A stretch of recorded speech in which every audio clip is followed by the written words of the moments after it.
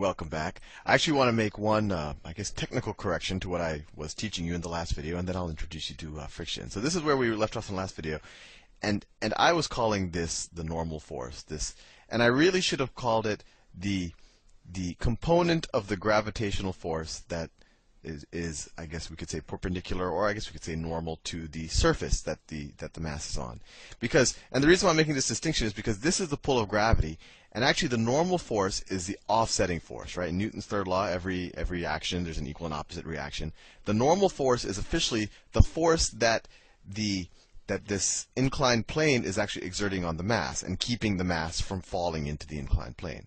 So the normal force is actually, by definition, this force. That doesn't change how we did that last problem, but I just want to make sure that we have our definitions correct, and you don't go and argue with your teacher that, no, this is a normal force, because Sal told me, no, I'm sorry. I was always bad with labels, and this is another label. But this shouldn't be the normal force. This could be the force of gravity that is perpendicular, force of GP or something. So I just want to correct that. And now with that out of the way, let's learn a little bit about friction. And hopefully that made a little sense to you. In magnitude, the normal force is equivalent to this force. It just goes in the opposite direction, right? Because you have an equal and opposite force, and that keeps the mass from falling into the inclined plane. So let's clear this and get rid of the inclined plane temporarily so that we can just simplify things and learn a little bit about friction. So everything we've been doing so far involved a mass on a sheet of ice so that we had no friction. But now we'll have a mass on a sheet of dirt. I thought I was using the line tool. Well, that's good. My attempt to draw a line looks like a surface that has friction on it. Let me put a mass on it now. So instead of ice on ice, we'll have a dirt brick. There's my dirt brick sitting on the ground. And let's say this dirt brick is 10 kilograms. It's a 10 kilogram dirt brick. And let's say that I pull or I push, either way, it doesn't matter. I push in that direction with a force of, I don't know, 1,000 newtons.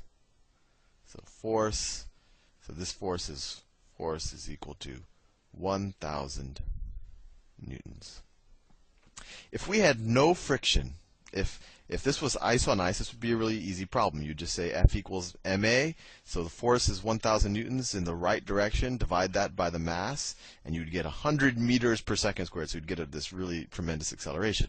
But now we have friction. We have the contact between the brick and the ground, and it's going to make it a little bit harder to push, as you've experienced. When you're pushing something on ice, it's easy, or especially on oil on ice or something like that. And when you push it on the ground or on your carpet, it's much more difficult. So how do we think about friction? So I will introduce you to a concept called the coefficient of friction, and the letter that people normally use for it is this. I think it's called mu, because it's kind of like an M. And this is called the coefficient of friction. Coefficient, does it have two F's? I think it does. Coefficient. It's a good thing I'm not teaching you spelling. Coefficient of friction. And every surface, or especially when you're kind of rating one surface touching another surface, it will have an associated coefficient of friction. And so ice on ice, or ice on oil, or oil on ice might have a very, very low coefficient of friction. And I'll show you how we use this. And if we have sandpaper on sandpaper, that'll have a very, very high coefficient of friction. So this is really just a constant term that tells you how much friction there is between a surface and the object. And this is how we use it. This term tells us that the level of friction is always going to be proportional to the normal force on this object. And that's why I wanted to make that little technical correction. And what's the normal force on this object? Well, we know that the force of gravity is pulling down on this object, right? The force of gravity is pulling down. And what's it pulling down at? Well, the acceleration of gravity, we said, for approximation purposes, is 10 meters per second squared. So 10 meters per second squared times 10 kilograms, I mean, it's really 9.8, but 10 times 10, it's 100 newtons, right? So that's the force of gravity. Force of gravity is equal to 100 newtons. And the normal force is essentially the force that this ground exerts upward on the block that keeps the block from falling into the ground. So the normal force has to be equal and opposite to the force of gravity. So the normal force, and I know it's getting a little bit messy, is the exact same magnitude, but it's going in the opposite direction. And it's going to be 100 newtons upward. and the force of friction. And what is the force of friction? The force of friction is essentially always acting against whatever direction you're pushing in or pulling in. So if I'm trying to pull the block in this direction to the right, the force of friction is going to be going to the left. But if I was trying to pull the block to the left, the force of friction is going to the right. And they also call this the shear force. And it's always acting against you. And wind is the same thing. Wind resistance is also a frictional force. So that's the way you should think of it. It's kind of interesting. You would think that at some point it would work for you, but no matter which direction you push in, it's always working against you. And so how do we calculate it? So let's say that, I was just told by the people who made this ground and this block that the coefficient of friction of these two materials when they rub against each other is 0.2. So in this example, the coefficient of friction is equal to 0.2. And if you have it on a physics exam, they'll tell you like the coefficient of friction is point something something. So what do we do with that? This tells us that the frictional force, the force of friction, or the shear force, is going to be equal to 0.2 times the normal force, or 0.2 times the force of gravity. You can do it both ways. I always think of it as the force of gravity, but you could use either one because they have the same magnitude. So you could say that the force of friction, or the shear force, is always going to be equal to, you could say the force of gravity, or the normal force, times the coefficient of friction. And that makes sense because if I had the same surface but I had a much heavier block, then I'll have a lot more friction. That just makes intuitive sense to you. You're able to push something that's pretty light on your carpet, but like your a chest of drawers or your bed, it's a lot harder to push on your carpet because it's a lot heavier. And so that's why the force of friction, and we're lucky for us that it's proportional. It could have been, quadratic or something, but it makes the math easier that the force of friction is actually proportional to the weight of the object, or we can either say it's proportional to the weight of the object or the force that the floor is exerting upward on the object to keep the object from falling into the floor. So either way, let's just do this problem.